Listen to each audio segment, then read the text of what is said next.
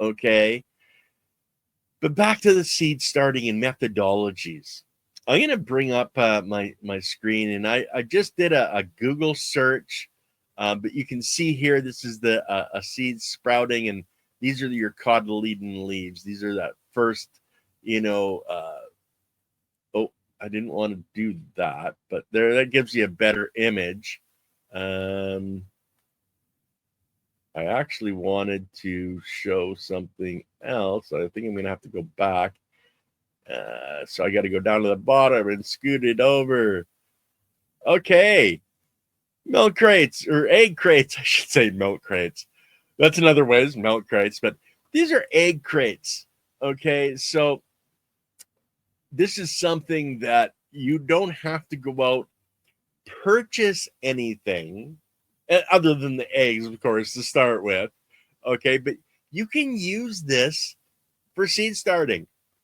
It's cheap, it's economical, it's recycling different things that you have available to you and you can use. So that's one of the ways. And if I can get back to the bar down here, we got different seed trays you can see there. You got square seed trays, you've got the little cups you can be using. A lot of it is going to be dependent on what you are trying to do, how many seeds you're trying to start. This one here, it's looks like a newspaper that they have, created uh, a container out of. You've got your pucks here. You've got different trays that you can purchase. You got 72, you got 140s, etc. Depending on the size of your starts. You're an individual tomato plant. You're going to want to start maybe in a larger container, maybe in this larger squares. These are all things and that you can grab. These ones I want to say they're the manure based, um, not trays, pots that you can get, and they have those as well. They break down in your soil, so you plant directly into your soil once you've got your starts up. Um, this looks more like a soil block. Let me actually bring that up, guys. The soil blocks are an amazing, yeah, soil blocks for seed starting right at the top there. Okay, so this is your. I don't know if you guys can let me get that larger.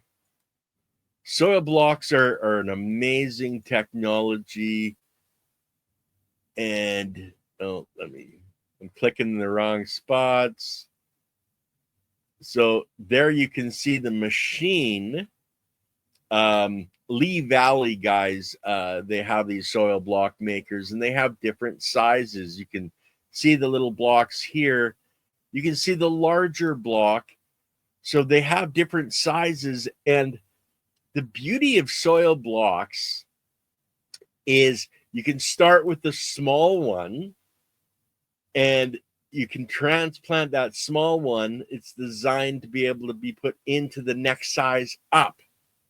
So you can see in this image here, if you can see my mouse moving around, that they're taking a pre-existing one that they've done and putting it into a larger one. Now, there's no plastic around the outside, etc. These are planted directly into, your soil, your pot, etc.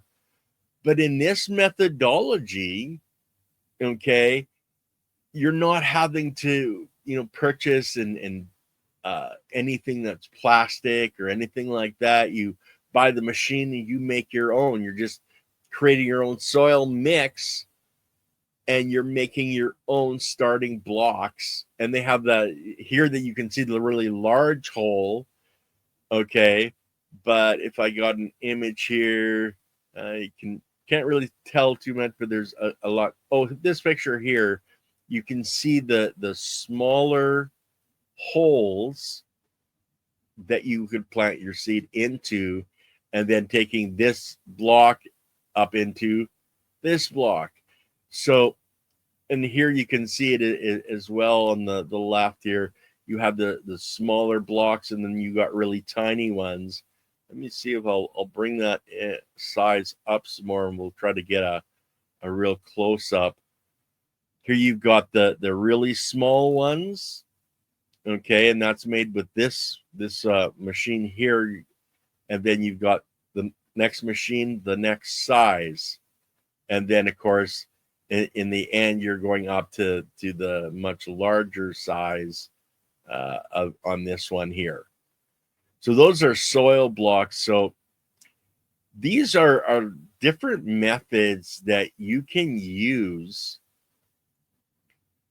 and not have to worry about transplant shock. So a lot of the time that we're growing our gardens, etc., we have to deal with this transplant shock.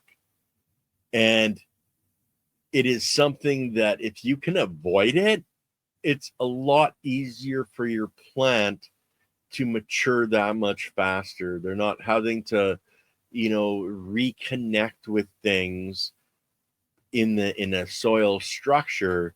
You're taking the soil with them. And if you're using, your normal tray and you've got your little plug, you're putting it into the soil, a lot of times that shock of it having to adapt to the soil that it's going into can really, take a week to 10 days from the growth cycle of your plant. And if you can avoid that, then you're going to have an earlier harvest. You're going to have a healthier plant if you are supplying it with the main structure that it's already used to. And that's where, the soil blocks are really nice, because you're just expanding the amount of soil, and the roots are just slowly moving out into that soil, and there's no shock because it's got its original soil, and it's abundant enough to keep things going. You don't have to wait until you're almost root bound in your plugs or in your pots, etc., before you're transplanting. It's just a progression of nature allowing it to move out. And that's one of the reasons that I really like grassroots fabric pots. And we're going to actually we've got Tyler coming up here in a while on the show, but they have what's called a bottomless pot. And so they've got the pot around the outside, but on the top and bottom it's open. So it's a cone that you put your soil in. So you're not having to transplant that into the soil. You're literally, if you're setting up your beds nicely, you've got your mulch layer, you're just moving your mulch back, you're setting the pot on top, moving your mulch back around it. You're never taking it out of that pot. Okay? You're literally just taking it from where it started and attaching it to the soil, and the roots are going to come out of the bottom of that pot and just mesh into the soil system. So there's no transplant shock at all. That's a lot like your soil blocks. You want to avoid that transplant shock if you possibly can. So seed starting is amazing. One of the other things that we have mentioned is putting the seeds in your mouth to get your genetic code on the seeds. And the research is back and forth on that and how well that works, where it's taking your genetic code from your body and what's lacking in your body and actually allowing the plant to draw that up into itself, so that when you feed it to yourself, you're getting those missing nutrients, or that boron, calcium, etc., into your body. And as I said, the science goes both ways on it, guys. Some people say it's great. Some people say it's all hokey.